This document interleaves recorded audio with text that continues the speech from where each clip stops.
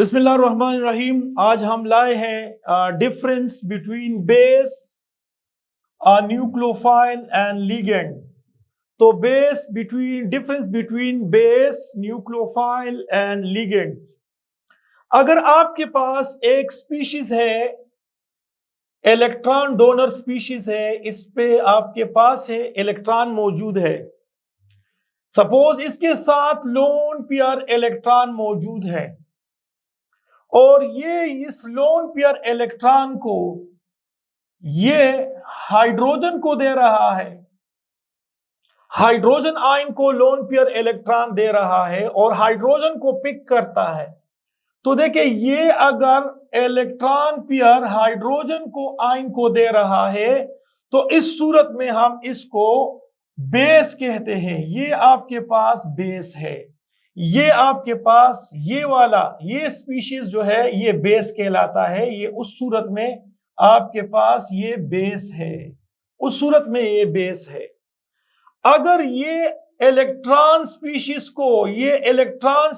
को अगर ये कार्बन पॉजिटिव को, कार्बोकेटाइन को या अदर एलिमेंट्स को इसको दे रहा हो इलेक्ट्रॉन पेयर, तो उस सूरत में ये आपके पास न्यूक्लियोफाइल है, ये न्यूक्लियोफाइल है। अगर ये आपके पास लोन पेयर इलेक्ट्रॉन मौजूद हो और ये ट्रांजिशन एलिमेंट को दे रहा हो, अगर ट्रांजिशन एलिमेंट, देखिए ट्रांजिशन एलिमेंट में आपके पास है सपोज कोबाल्ट, ये ट्रांजिशन एलिमेंट है। तो अगर कोऑर्डिनेट कॉम्प्लेक्स में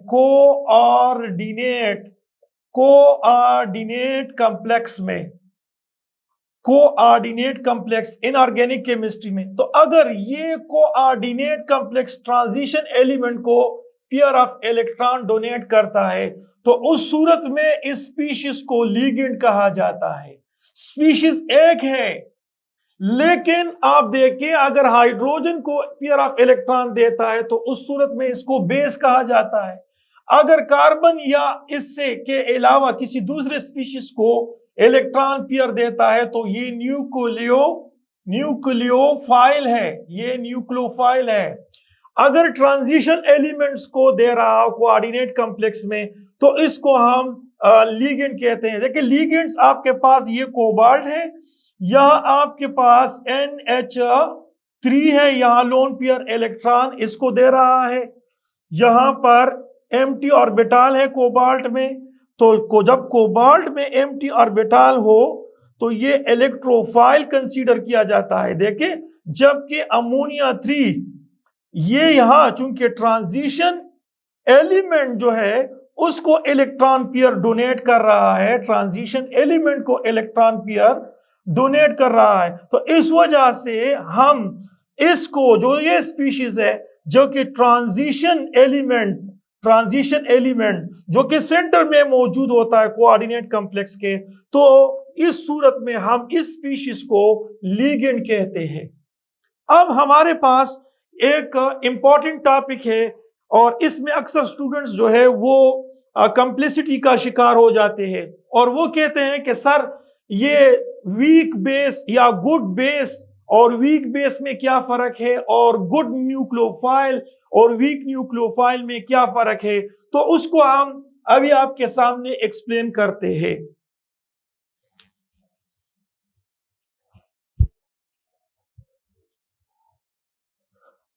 देखिए, हमारे पास है सबसे पहले न्यूक्लियोफिलिसिटी। ये देखिए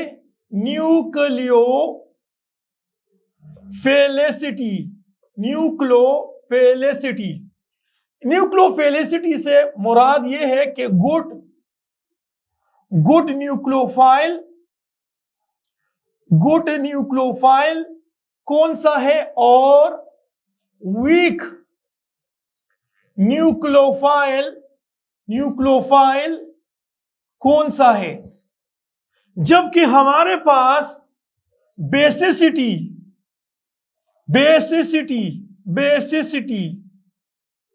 ये जो बेसिसिटी है इससे मुराद भी आपके पास है कि गुड गुड बेस कौन सा है और इसमें वीक बेस कौन सा है।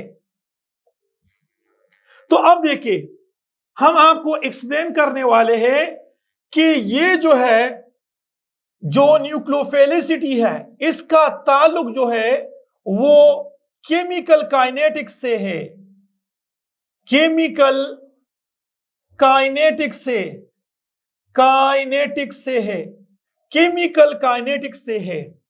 जबकि इसका ताल्लुक जो है वो डायनामिक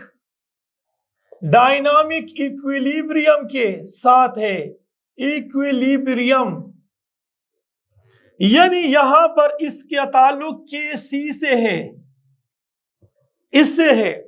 तो इस दोनों को हम एक्सप्लेन करते हैं। सबसे पहले अगर हम रो में जाएं, रो से मुराद है, रो से मुराद है पीरियड में जाए, पीरियड में अगर हम पीरियड में जाएं तो आपके पास ये CH3 नेगेटिव, इसके बाद आपके पास NH2 नेगेटिव, इसके बाद आपके पास है OH नेगेटिव, इसके बाद आपके पास है फ्लोरीन नेगेटिव, ये वाले स्पीशीज है। तो अगर आपसे पूछ ले कि इस वाले स्पीशीज में सबसे गुड न्यूक्लियोफाइल कौन सा है, या आपके साथ ये पूछ ले कि गुड बेस कौन सा है, तो देखिए पीरियड में याद रखे, पीरियड में ये डिपेंड करता है, ये डिपेंड करता है, depend on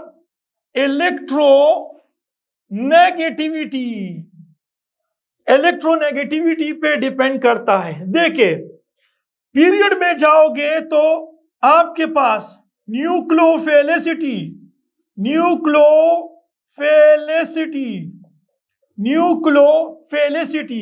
is inversely proportional to electronegativity, और आपके पास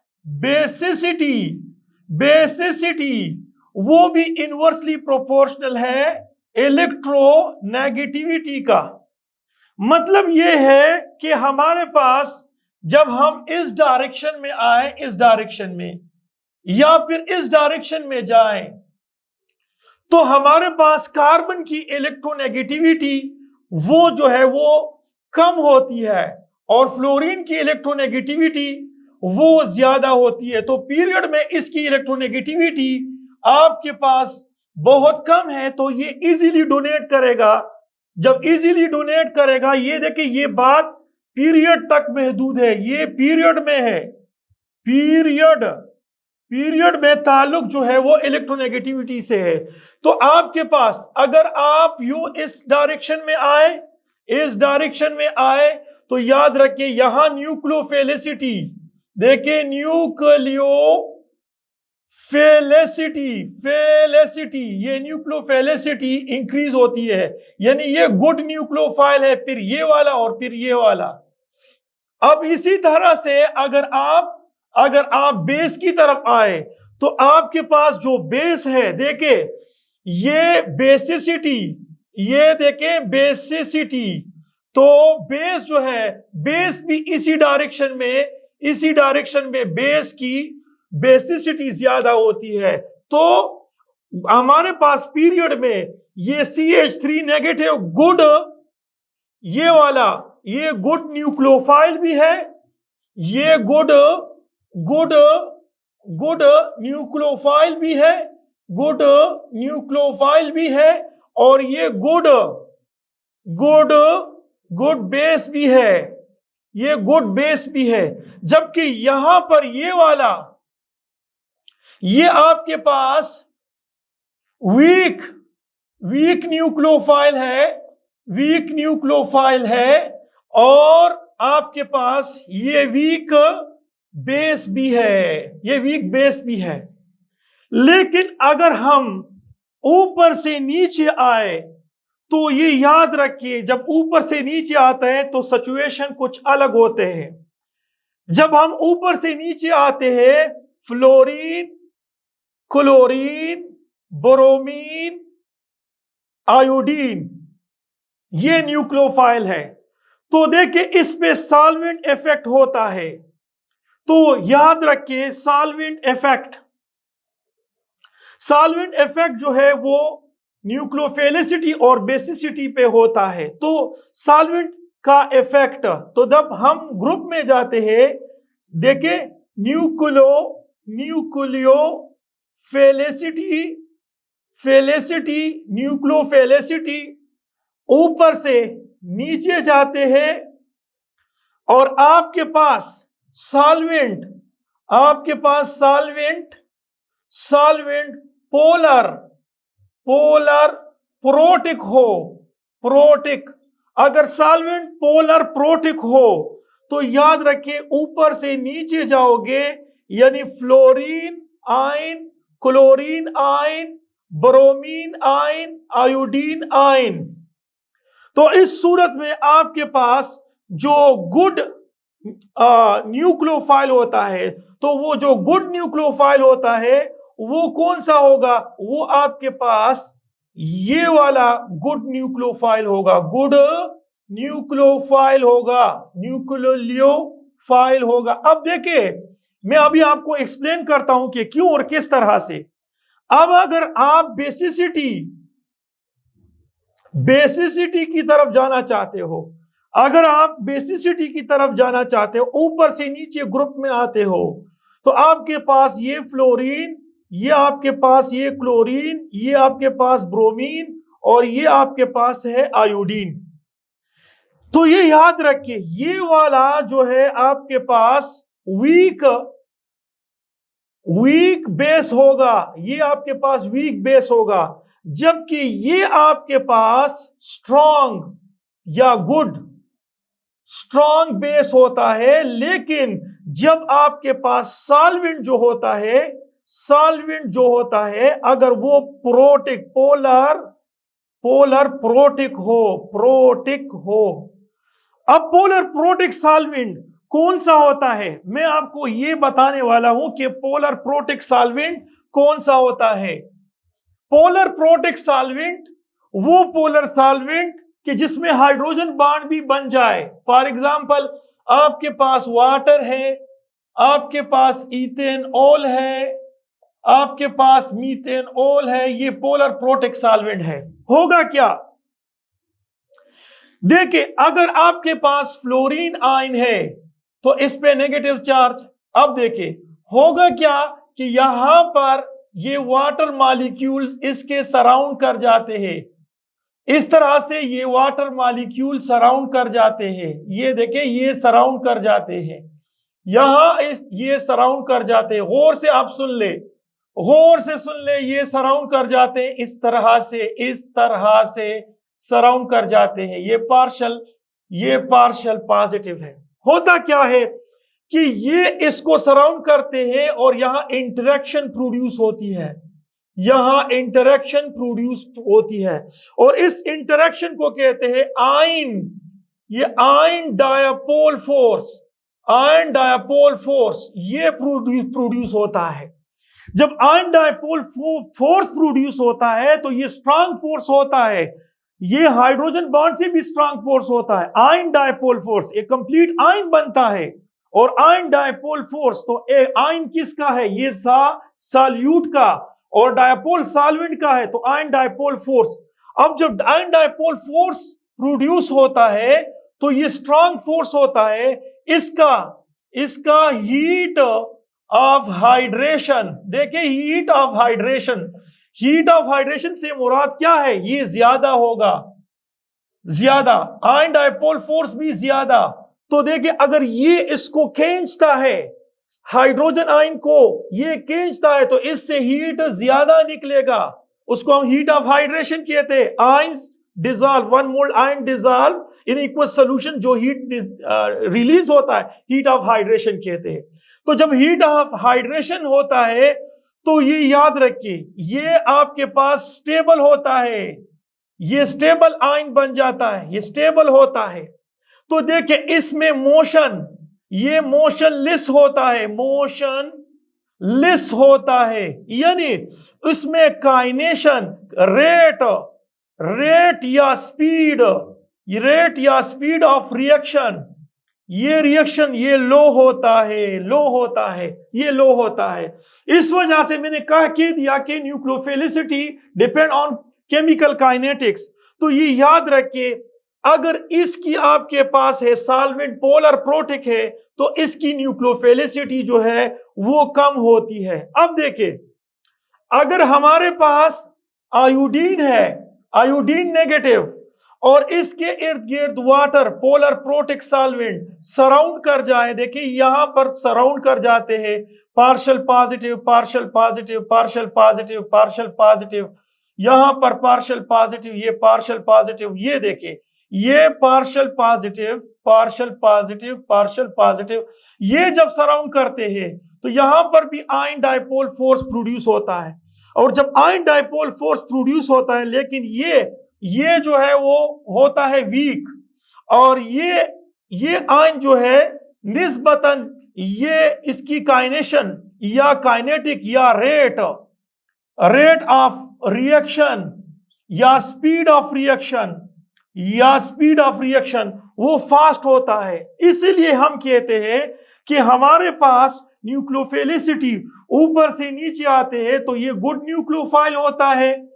और ये याद रखिए, ये आपके पास फ्लोरीन जो है ये आपके पास वीक न्यूक्लियोफाइल होता है इन द प्रेजेंस ऑफ, देखिए in the presence of polar protic solvent, जब सॉल्वेंट पोलर प्रोटिक होता है। लेकिन बेसिसिटी में अगर सॉल्वेंट पोलर प्रोटिक होता है तो आयोडीन वीक बेस है, जबकि फ्लोरीन जो है वो स्ट्रांग बेस है। वो आपको NMDK और ईटा में ये पूछ सकते हैं उससे कि आप बताएं कि अगर न्यूक्लियोफिलिसिटी ऊपर से नीचे बढ़ जाती है या कम घटती है, तो बढ़ जाती है। क्यों? जब आपके पास पोलर प्रोटिक सॉल्वेंट हो।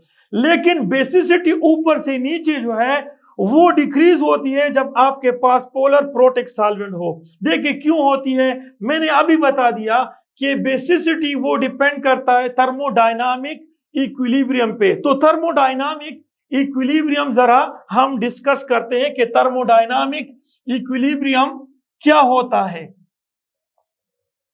थर्मोडायनामिक इक्विलिब्रियम, देखिए आपके पास फ्लोरीन है नेगेटिव, ये आपके पास है क्लोरीन नेगेटिव, ये आपके पास है ब्रोमीन नेगेटिव, ये आयोडीन है नेगेटिव।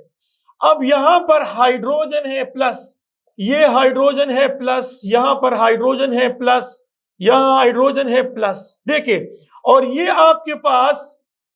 आपके पास इक्वस सोल्यूशन में हो रहा है। मैंने अभी पोलर प्रोटिक सॉल्वेंट है, इक्वस है, ये इक्वस है, ये इक्वस है, ये इक्वस। तो बनता क्या है, यहां पर हाइड्रोजन फ्लोराइड बनता है, यहां पर HCl बनता है, यहां आपके पास HBr बनता है, यहां हाइड्रोजन आयोडाइड बनता है। अब देखिए, अगर हम केमिकल इक्विलिब्रियम को देखें तो आपके पास याद रखिए, ये hydrogen nominator concentration of hydrogen fluoride ये आपके पास ज्यादा होती है, और हाइड्रोजन आयन और फ्लोराइड आयन की कंसंट्रेशन आपके पास कम होती है। तो नॉमिनेटर की वैल्यू ज्यादा और डिनोमिनेटर की वैल्यू कम। ये इक्विलिब्रियम में इसकी वैल्यू, तो Kc की वैल्यू जो है वो ज्यादा होती है। दूसरा ये याद रखिए, ये आपके पास वीक, ये देखिए आपके पास है वीक एसिड। तो वीक एसिड से अगर हाइड्रोजन चला जाए, अगर इससे हाइड्रोजन चला जाए, देखिए बेटा अब देखिए, अगर इससे हाइड्रोजन चला जाए वीक एसिड से, तो रिमेनिंग जो पार्ट होता है ये आपके पास वीक एसिड से, तो ये आपके पास स्ट्रांग कंजुगेट बेस होता है, स्ट्रांग कंजुगेट बेस होता है। तो यहां मैंने बता दिया कि बेसिसिटी का ताल्लुक है थर्मोडायनामिक या डायनामिक इक्विलिब्रियम से है। तो डायनामिक इक्विलिब्रियम में Kc वैल्यू, जिसकी Kc वैल्यू ज्यादा आती है उसकी बेसिसिटी वो ज्यादा होगी। तो हमारे पास याद रखिए, फ्लोरीन जो है उसकी जो है पोलर प्रोटिक सॉल्वेंट की मौजूदगी में फ्लोरीन स्ट्रांग बेस है और आयोडीन जो है वो वीक है। क्यों? क्योंकि आयोडीन जो है उसकी केसी वैल्यू कम आती है। देखिए, दूसरा, आयोडीन आपके पास एक स्ट्रॉन्ग एसिड है, स्ट्रॉन्ग एसिड है। तो स्ट्रॉन्ग एसिड में अगर हाइड्रोजन वहां से चला जाए तो आयोडीन जो है वो बच जाता है। तो आयोडीन जो है वो वीक कंजुगेट बेस होता है, वीक कंजुगेट बेस होता है। अब अगर आपके पास पोलर प्रोटेक्ट सॉल्वेंट ना हो, पोलर ए प्रोटेक्ट सॉल्वेंट हो, तो फिर कंडीशन वही रहती है जो पहली पीरियड में होती है। जिसकी इलेक्ट्रोनेगेटिविटी ज्यादा होगी तो वो आपके पास वो वीक होता है, जिसकी इलेक्ट्रोनेगेटिविटी कम होती है तो वो आपके पास स्ट्रांग न्यूक्लियोफाइल और स्ट्रांग बेस होता है। तो ये आपके पास न्यूक्लियोफिलिसिटी में बात है। अब देखिए, आपको मैं बता दूं कि आपके पास कुछ चार्ज स्पीशीज है। देखिए, ये आपके पास है वाटर और OH आयन में, ये देखिए चार्ज स्पीशीज है, और ये अनचार्ज स्पीशीज है। तो ये चार स्पीशीज जो है, याद रखिए, ये आपके पास गुड न्यूक्लियोफाइल है। इसी तरह से आपके पास है अमोनिया NH3। ये देखिए, ये NH3, इसमें लोन पेयर इलेक्ट्रॉन है, लेकिन यहां पर NH2 नेगेटिव है, तो इसमें चार स्पीशीज है। तो लिहाजा ये आपके पास गुड न्यूक्लियोफाइल होगा एज कंपेयर टू ये न्यूट्रल स्पीशीज के। अब आपके पास है ये हाइड्राजीन, ये देखिए हाइड्राजीन, आप देखिए यहां पर दो न्यूक्लियोफाइल यानी दो स्पीशीज है जो इलेक्ट्रॉन पेयर डोनेट करता है, और यहां पर आपके पास एक, तो यहां इलेक्ट्रॉन के दरमियान रिपल्शन होगी और वो इजीली वो डोनेट करता है इलेक्ट्रॉन स्पीशीज को। तो ये वाला, ये आपके पास गुड न्यूक्लियोफाइल होता है as compare to this one. इस तरह से हाइड्रोजन पर ऑक्साइड, ये देखिए हाइड्रोजन पर ऑक्साइड, और यहां पर वाटर है, तो वाटर में लोन पेयर इलेक्ट्रॉन मौजूद है, लेकिन देखिए यहां पर दो स्पीशीज इलेक्ट्रॉन पेयर डोनर और इसमें दरमियान में रिपल्शन होती है। तो हाइड्रोजन पर ऑक्साइड जो है वो गुड न्यूक्लियोफाइल है एज कंपेयर टू वाटर। सो आपके पास एक और स्टीरिक इफेक्ट ये है कि ये आपके पास, ये देखिए स्टीरिक इफेक्ट, न्यूक्लियोफिलिसिटी